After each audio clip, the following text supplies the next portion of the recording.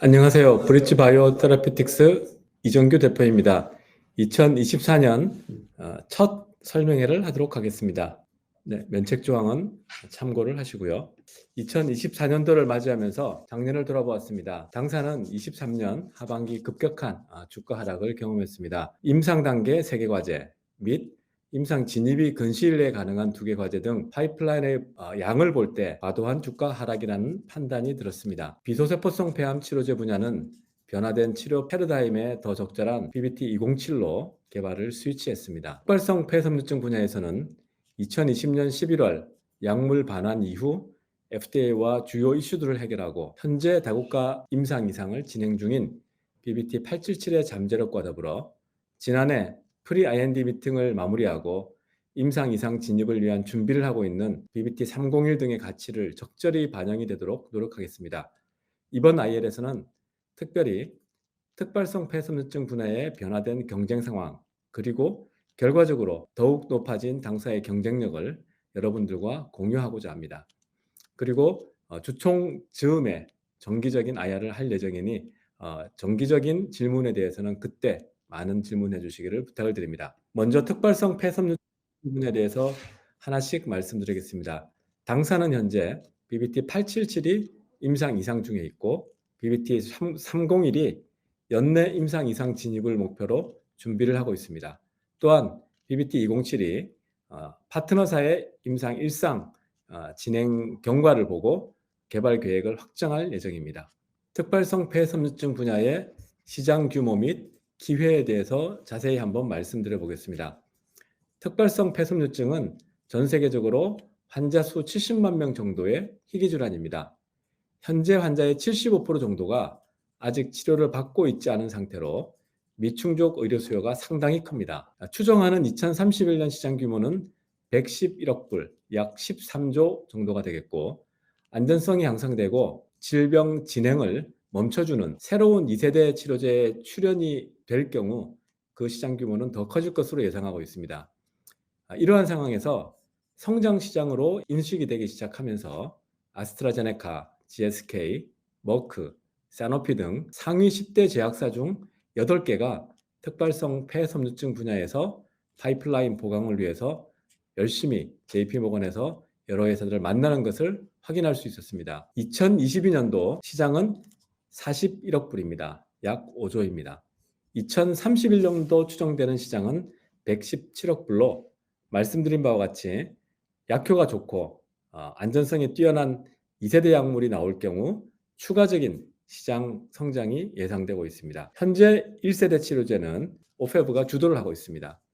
이 오페브는 약효 측면에서는 폐기능 감소를 지연시켜주는 정도입니다. 폐기능 감소를 멈춰주지는 못하고 있습니다. 한편 이 오페브는 위약군 대비해서 이 약물을 투여하는 투여군에서 임상을 볼 때 임상 중단율이 약 2배 정도 높습니다. 결과적으로 약물의 부작용으로 인해서 임상 중단하는 비율이 상당히 높은 편입니다. 현재 여러 약물들이 2세대 치료제로 자리매김하기 위해서 임상 2상 혹은 3상 중에 있습니다. 현재 임상 3상 가장 앞서가고 있는 베링거 인게라임사의 BI-101-5550의 경우 약효는 상당히 뛰어난 것으로 임상 2상에서 확인되고 있습니다. 즉 폐기능 감소를 멈춰주는 가능성을 보여주고 있어서 많은 전문가들이 약효 부분에 대해서 상당히 기대를 하고 있습니다. 한편 약물의 임상 이상에서 위약군과 치료군을 볼 때 오히려 치료군에서 임상 중단율이 상당히 높은 것으로 확인이 되었습니다. 그래서 베링거 인게라임의 약물은 약효 부분에서는 2세대 치료제의 요구사항에 미트를 하지만 이 안전성 부분에서는 우려가 있는 상태로 임상 3상에 진입했습니다. 한편 작년 하반기 임상 3상에 진입한 BMS 986278의 경우는 안전성의 부분에서는 상당히 뛰어납니다. 위약군 대비해서 오히려 이 약물 치료군에서 임상 중단율이 낮은 것으로 확인되었습니다.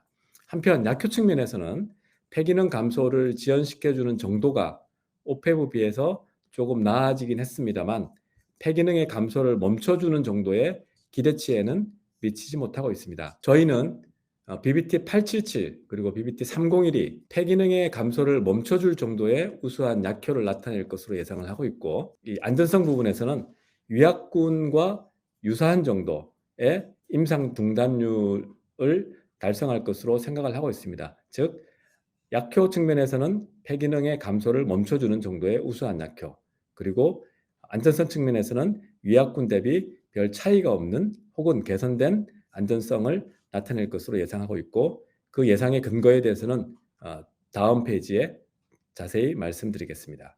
현재 1세대 치료제들 오페브와 에스브리엣이 있는데, 에스브리엣은 이미 특허가 끝나서 주로 오페브를 중심으로 말씀을 드리겠습니다. 노력형 폐활량, 영어로 줄여서 FVC라고 저희가 하는데, 이 노력형 폐활량, 즉 간단히 폐활량의 감소율을 50% 정도 지연시켜 주는 정도의 약효입니다. 한편 소화관 장애 등 다양한 부작용이 있어서 환자들이 약물을 투여를 하다가 이 부작용으로 약물 투여를 중단하는 비율이 상당히 높은 것으로 알려져 있습니다. 2세대 치료제를 노리면서 개발하고 있는 약물 중에서 현재 가장 앞서 있는 베링거 인게라임의 151, 550의 경우 노력형 폐활량 감소를 멈춰줄 정도의 굉장히 좋은 약효가 기대되고 있는 반면, 12주 임상에서 부작용으로 인한 임상 중단율이 위약분 대비 13.4% 높아서 안전성에 대한 약간의 우려를 가진 상태로 임상 3상을 하고 있습니다. 자세히 한번 말씀드리면, 왼쪽 편이 오페브의 임상 3상 임펄시스 1이라는 임상의 노력형 폐활량의 변화입니다. 굵은 그래프가 약을 먹은 투약군이고, 약한 희미한 회색 그래프가 위약을 먹은 환자들입니다. 임상 시작하면서부터 총 52주 약물을 투여하면서 폐활량을 측정을 했습니다. 보시면 아시겠지만 52주를 기준으로 할 때 위약군의 경우는 약 200ml 정도의 폐활량 감소가 있었습니다. 거기에 비해서 이 약물을 먹은 환자들의 경우 100ml 조금 안 되게 한 90ml 정도의 폐활량 감소가 있어서 약 50% 정도의 폐활량 감소의 지연 효과가 있었습니다. 한편 이상 증상으로 인한 임상 중단율을 볼 때는 위약군의 경우 10.8%, 여기에 비해서 약물 투여군의 경우 21% 정도 환자들이 임상을 하다가 중단을 했습니다. 이로 볼 때 이 약효의 개선과 이 안전성의 개선이 모두 필요한 것이 1세대 약물의 현 상황입니다. 말씀드린 바와 같이 BI 약물이 임상 3상에서 2세대 약물로 자리매김하기 위해서 열심히 개발하고 있는데, 12주 투여를 한 임상 2상을 기준으로 말씀드리겠습니다. 12주를 기준으로 할 때 위약군의 경우 약 한 80ml 정도 폐활량이 감소한 걸 보실 수 있는 반면, 투여군의 경우는 놀랍게도 어느 정도 개선을 보이다가 거의 감소가 없는 정도의 아주 놀라운 약효를 보여주어서 이 업계에 많은 흥분을 자아내고 있습니다. 한편 안전성 부분을 보면 이 위약군 대비 약 13.4% 증가한 정도의 이상 증상으로 인한 임상 중단율을 보이고 있어서 이 업계에서는 이 부분이 상당히 아쉬운 부분으로 생각하고 있고, 임상 3상 결과를 지켜보고 있습니다. 현재 전체적인 경쟁 상황을 보면 작용 기전이 입증되어 있는 오토택신 LPA 신호 전달 체계 관련 과제가 가장 많이 있습니다.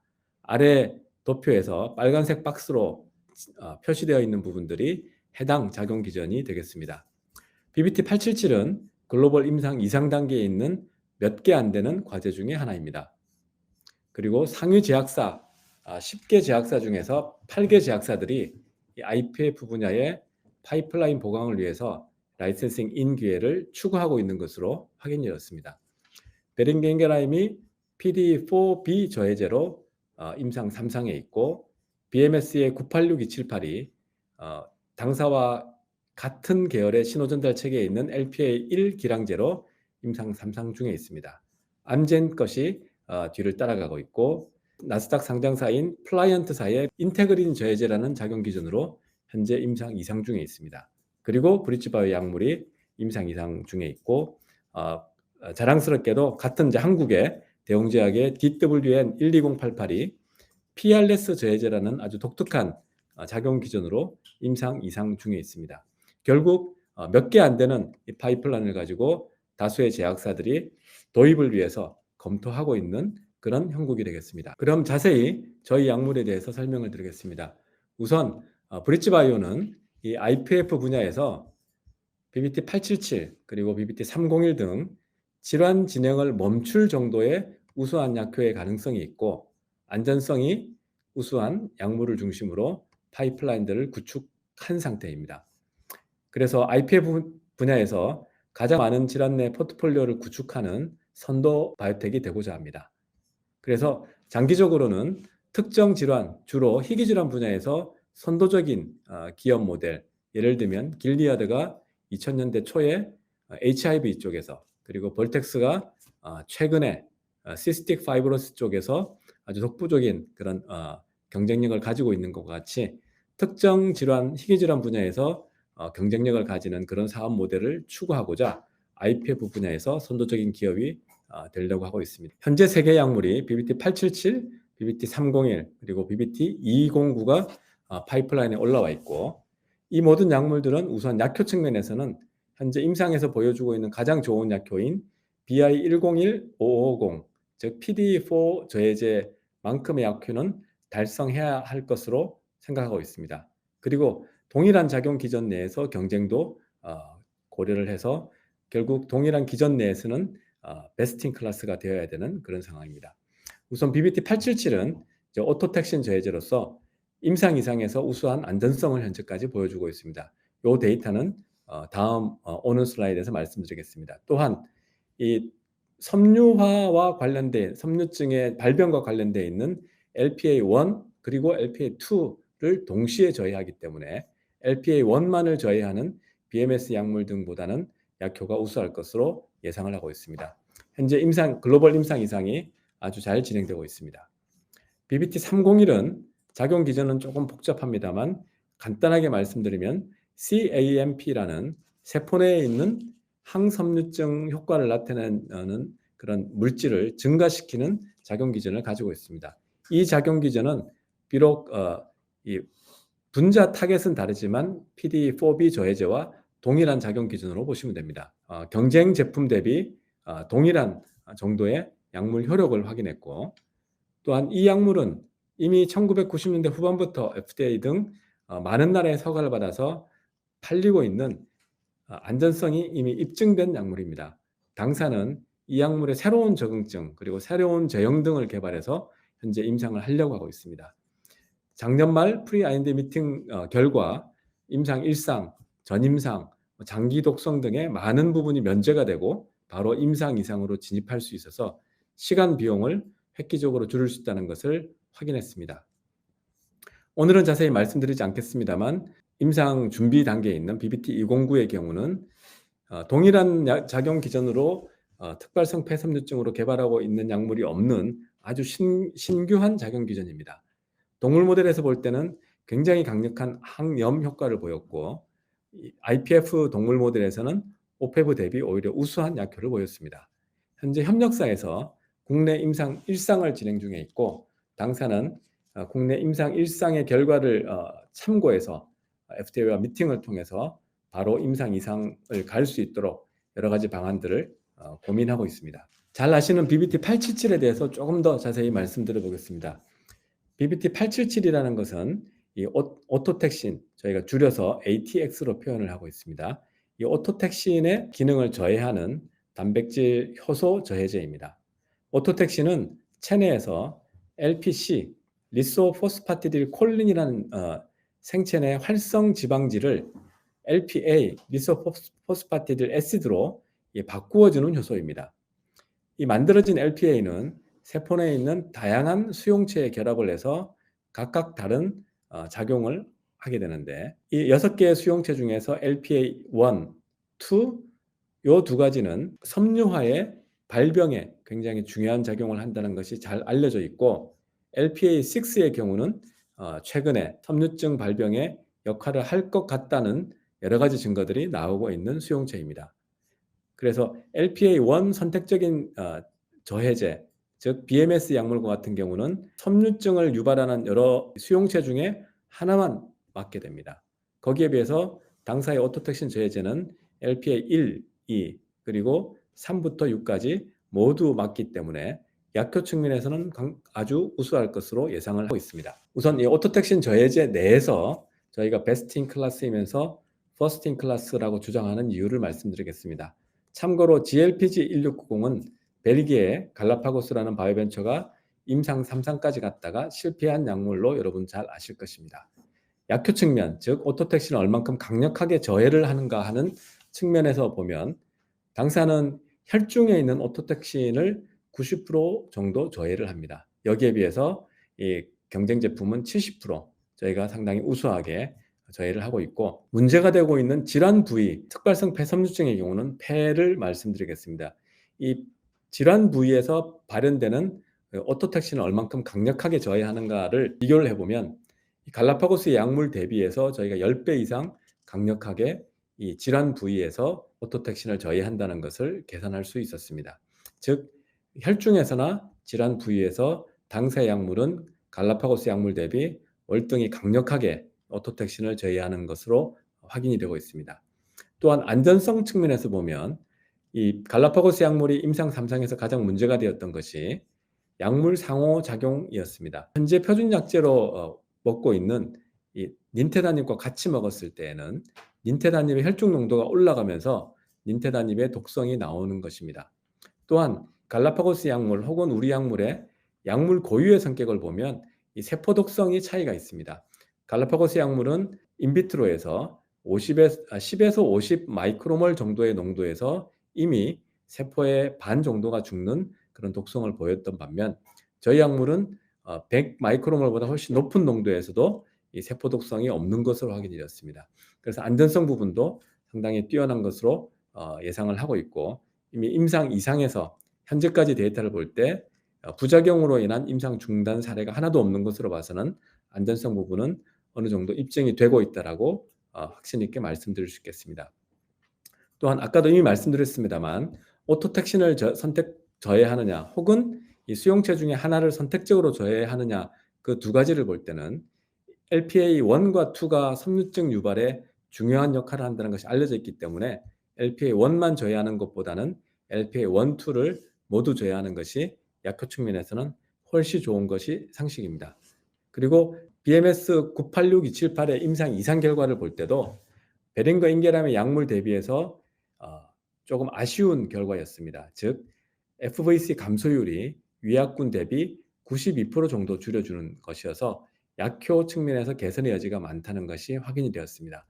저희 BBT877은 LPA1과 2를 동시에 제외함으로써 약효가 있을 경우에 좋을 것으로 예상을 하고 있습니다. 이러한 결과들을 바탕으로 현재 임상 2상이 진행 중인 부분을 설명을 드리겠습니다. 임상 2상은 한국, 미국을 포함한 5개국에서 진행이 되고 있고 총 120명 환자 모집을 목표로 해서 오늘 현재까지 78명 환자가 모집되어서 약 3분의 2 정도가 모집이 되었습니다. 현재까지 2번에 걸쳐서 독립적인 자료 모니터링 위원회를 줄여서 IDMC라고 하겠습니다.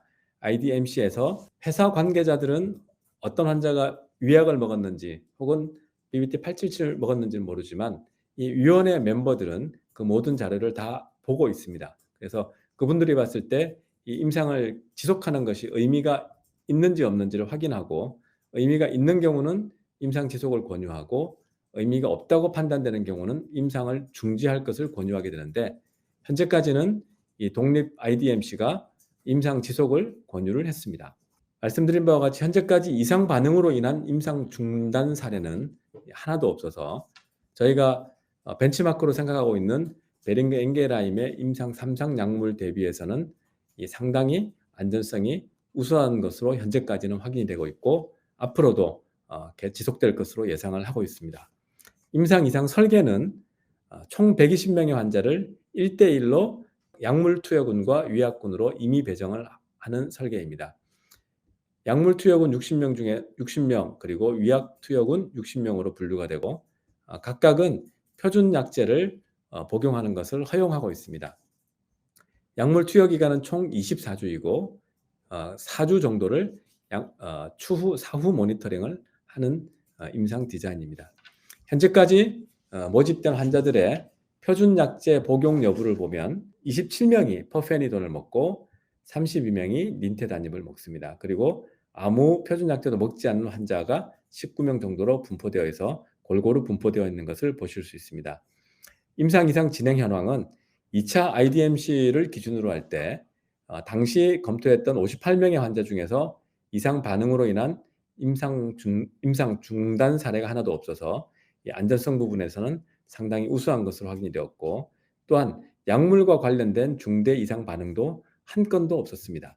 이를 근거로 IDMC가 2회에 걸쳐서 임상 지속을 권유를 하였습니다. 2월 20일 현재 총 78명의 환자가 이미 배정이 되어서 임상 중에 있고, 3차 IDMC는 4월 중순경에 개최될 예정입니다. 현재까지는 IDMC는 3개월에 한 번 개최해서 약물의 안전성 그리고 유효성 부분을 검토를 하고 그 결과 지속 여부를 권유하게 되어 있습니다. 4월 중에 IDMC를 한 이후에 결과들을 여러분들과 공유하는 것에 상당히 기대감을 가지고 있습니다. 그리고 이러한 결과들을 바탕으로 이번 1월에 JP모건에 참여해서 활발하게 사업 개발을 했습니다. 우선 JP모건을 준비하면서 매출 기준 상위 10대 기업들을 접촉하기 위해서 연락을 하고 그분들의 전략, 그리고 특발성 폐섬유증 분야에 대한 관심, 그리고 구체적으로 BBT877이란 관심 등을 물어보았고, 결과 지난 몇 년 사이에 특발성 폐섬유증에 대한 관심이 굉장히 높아졌고, 사실 지난 5년 전에는 저희가 라이센싱 아웃을 했던 2019년을 기준으로 했을 때는 이 상위 10개 기업 중에 러쉬하고 BMS 정도만 관심이 있었는데, 지금은 상위 10개 기업 중에 8개 기업이 특발성 폐섬유증 분야의 파이프라인을 키우려고 하고 있고, 동시에 오토택신 저해제 분야에서 퍼스트 인 클래스이면서 베스트 인 클래스인 BBT877에 관심을 보였습니다. 그 보인 기업 중에 5개 회사를 이번 JP모건 중에 1대1로 만났고, 이번에 만나지 못한 3개 기업은 임상 이상 데이터 확보 후에 비즈니스 디스커션을 하자라고 희망을 하였습니다. 저희는 임상 이상 중이지만 올해 내에 사업 개발을 완료하는 것을 목표로 JP모건에서 만났던 회사들과의 후속 접촉을 진행 중에 있습니다. 2022년 매출을 기준으로 상위 10대 기업입니다. 그중에 빨간색 칠한 회사들이 현재 IPF 약물을 도입하기 위해서 활발하게 움직이고 있는 회사들입니다. 실제 임상을 하고 있는 회사들은 에피, BMS, 그리고 아스트라제네카 요 3개뿐이고, 제품이 있는 회사는 로슈밖에 없습니다. 로슈는 작년까지 임상 3상하고 있던 아이템이 있었는데 약효 미흡으로 임상을 중단해서 현재는 자기들이 수행하고 있는 임상 과제는 하나도 없는 상태입니다. 이런 것들을 종합해 볼 때 JP모건 준비 및 실제 기간 동안에 배웠던 것과 미팅 경과를 간단하게 말씀드리면, 질환 분야의 시장 매력도가 급격히 상승함에 따라 라이센싱 인 기회를 모색하고 있는 상위 제약기업 업체의 수가 급증했음을 알 수 있었습니다. 또한 2021년 갈라파고스의 임상 3상 실패에 따른 이 오토택신이라는 이 분야에 대한 관심이 급격히 감소했었는데, 2023년 하반기부터 회복되면서 JP모건 기간 중에서는 이 오토택신 저해제에 대한 관심이 아주 완연하게 회복되었음을 확인할 수 있었습니다. 그 결과 상위 10개 기업 중에서 5개 기업, 반이죠. 이 반 기업들과 JP모건 기간 중에 1대1 미팅을 해서 이 BBT877에 대해서 자세히 설명할 수 있는 기회가 있었습니다. 말씀드린 바와 같이 여러 기업들과 현재 후속 접촉을 하고 있고, 희망하건대는 올해 내에 사업 개발을 완료해서 이 파트너사와 함께 2026년부터 임상 3상을 개시할 수 있도록 최선의 노력을 다하겠습니다. 그리고 이 IPF 분야에서 다음 임상 진입 과제로 예상되고 있는 BBT301에 대해서 오늘 한 페이지로 간략하게 말씀드리겠습니다. BBT301은 90년대 후반 신경계 질환 약물로 FDA 등 해외 많은 국가에서 이제 허가를 받아서 판매되고 있어서 이미 오랫동안 처방되어서 안전성이 잘 확인된 약물입니다. 이 BBT301은 이 약물에서 신규한 광학 이성질체로 잘 분리를 했고, 또한 체내 방광기가 짧고 복용 용량을 낮출 수 있어서 안전성을 훨씬 더 강화한 측면이 있습니다. 말씀드린 바와 같이 BBT301은 베링거 인게라임 약물과 동일하게 항섬유화 효과를 나타내고 있는 CAMP라는 물질의 세포내 농도를 증가시켜주는 동일한 작용 기전을 가지고 있습니다. 결국 동일한 작용 기전을 가지고 있지만 약간의 방식이 다르기 때문에 안전성이 입증된 PDE4B 저해제의 대안 치료 후보 물질이라고 설명을 할 수 있겠습니다. 우리 몸에서 이 세포 내에 CAMP 혹은 사이클릭 AMP라고 불리는 물질이 증가를 하면 다양한 항섬유화 효과를 나타냅니다. 실제 이 특발성 폐섬유증 혹은 다른 장기의 섬유증에서 보면 이 CAMP가 낮아져 있는 걸 볼 수 있습니다. 이 낮아진 CAMP를 농도를 올리기 위해서 베링거 인게라임에서는 CAMP를 분해하는 효소인 PDE4B라는 효소를 저해함으로써 분해가 적게 되어서 이 CAMP의 농도를 올려주는 전략을 사용했습니다. 거기에 비해서 BBT301은 분해하는 것을 막아주는 것보다는 오히려 신규 생성을 촉진시켜서 결과적으로 세포 내의 CAMP의 농도를 올려주는 작용 기전을 가지고 있습니다. 어쨌거나 결국 CAMP의 세포 내 농도가 올라가면 다양한 항섬유화 효과를 나타내는 것은 동일합니다. 결국 이 약물은 BBT301은 이 약물의 약효를 나타내는 작용 기전이 이미 잘 입증되었습니다. 즉 CAMP의 농도를 올려주면 이 항섬유화 효과가 있다는 것은 이미 잘 알려진 사실이기 때문에 이미 입증된 작용 기전을 가지고 하고 있습니다. 더군다나 BI101550의 경우 현재 임상 이상에서 현재까지 임상을 했거나 허가를 받았던 모든 약물 중에서 이 약효 측면에서는 가장 좋은 약물로 기대를 하고 있습니다. 저희 약물은 301은 이 BI 약물과 비교했을 때 동등 수준의 약효를 동물 시험 그리고 인비트로 시험에서 확인을 했습니다. 이런 것들을 종합해 볼 때 이 BI101550과 동등한 수준의 약효, 즉 이 폐활량의 감소를 아예 멈춰주는 우수한 약효를 나타낼 것으로 기대를 하고 있습니다. 그리고 BI 약물의 단점이었던 이 안전성 우려 부분과 대비되게 이 301의 경우 이미 25년 이상 실제 허가를 받아서 판매가 되고 있고 다양한 사례들 안전성이 광범위하게 즉 리얼 월드에서 입증이 되었기 때문에 약물의 안전성은 임상을 안 하더라도 입증된 약물이라고 보시면 되겠습니다. 이러한 안전성은 BI 약물의 약점인 임상 중단율에 비해서 아주 차별화된 경쟁력을 나타낼 것으로 예상하고 있습니다.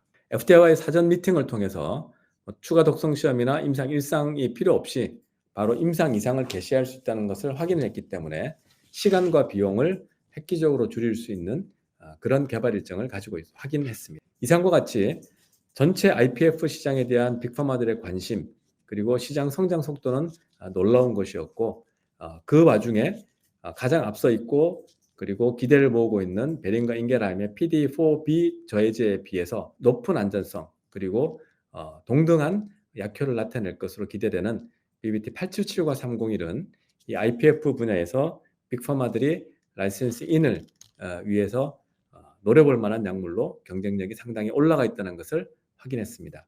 다음은 작년에 여러분들에게 많은 좀 아쉬움과 저희도 아쉬움이 있었던 이 비소세포성 폐암의 EGFR 돌연변이 4세대 표적 항암제에 대해서 말씀드리겠습니다. 현재 저희는 그동안 작년에 열심히 개발했던 BBT176을 대체하는 BBT207의 개발을 주력하겠다는 결정을 작년 여러분들에게 말씀을 드렸고 현재 BBT207이 임상에서 용량 상승 시험 중입니다. 저희가 BBT176 대신 BBT207을 개발해야 되겠다고 판단을 하게 된 것은 질병의 치료에 대한 패러다임이 이미 바뀌었기 때문입니다. 저희가 176 개발을 시작할 때는 타그리소가 2차 약제로 사용되면서 이 나타나는 C797S 돌연변이는 C797S를 포함하는 3중 돌연변이였습니다. 이 3중 돌연변이가 타그리소에 대한 약제 내성을 나타내는 주요 기전이었는데 그 사이 타그리소 그리고 최근에는 렉나자가 표준 약제로 사용되면서 동시에 1차 약제로 허가를 받음에 따라 또한 광범위하게 사용됨에 따라 C797S를 포함하는 이중돌연 변이가 중요한 약제 내성 기전으로 확인이 되었습니다. 결과적으로 이 더 중요한 이중돌연 변이를 잘 잡는 약물을 개발하는 것이 훨씬 더 현명하다고 판단이 들어서 저희로서는 굉장히 많은 아쉬움이 있었지만 176을 개발을 중단하고 207을 주력하게 되었습니다.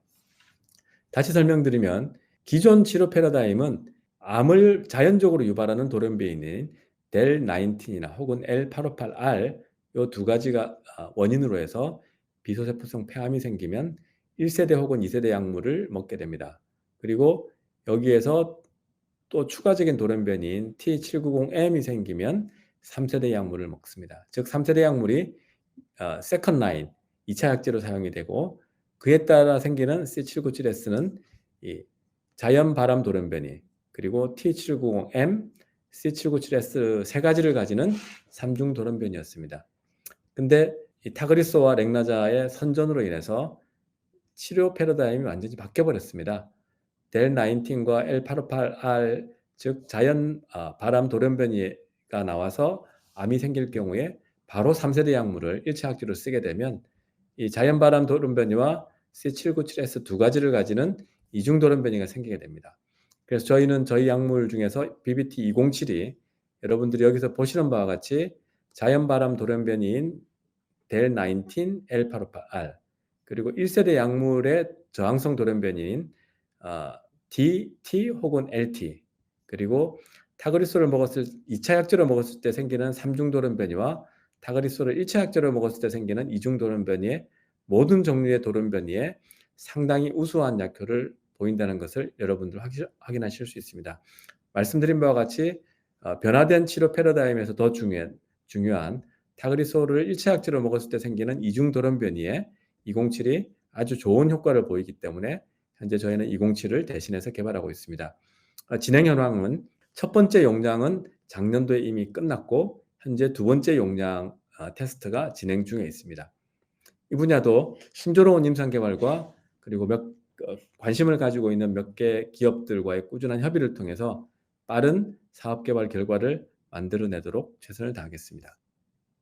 2024년도는 저희가 빅파마들의 관심 회복 그리고 유리한 경쟁 상황을 잘 활용해서 BBT877의 사업 개발 성과를 극대화하기 위해서 현재 진행 중인 임상이 순항되도록 그리고 환자 모집이 원활히 되도록 최선을 다하겠습니다. 동시에 BBT877에 관심을 이미 표명한 빅파마들과 지속적으로 협의를 해서 좋은 사업 개발 성과가 만들어지도록 할 것입니다. 또한 EGFR의 분야에서도 치료 패러다임이 바뀌면서 임상을 시작한 BBT207의 용량 상승 시험을 잘 진행을 해서 약효 신호를 조속히 확인을 하고 관심을 표명하고 있는 몇 개의 기업들과 지속적으로 업데이트하면서 조기 사업 성과로 연결되도록 최선을 다하겠습니다. 그래서 24년도에는 당사 파이프라인의 가치가 기업 가치에 잘 반영될 수 있도록 투자가 소통과 시장 커뮤니케이션에 새로운 마음으로 임하도록 하겠습니다. 2024년도는 희망과 새로운 비전을 달성하는 아주 멋진 해가 되기를 기원드립니다. 브릿지바이오도 여러분들의 꿈과 희망 그리고 브릿지바이오의 꿈과 희망을 달성하도록 최선을 다하도록 하겠습니다. 함께 지켜봐 주시기 바랍니다. 감사합니다.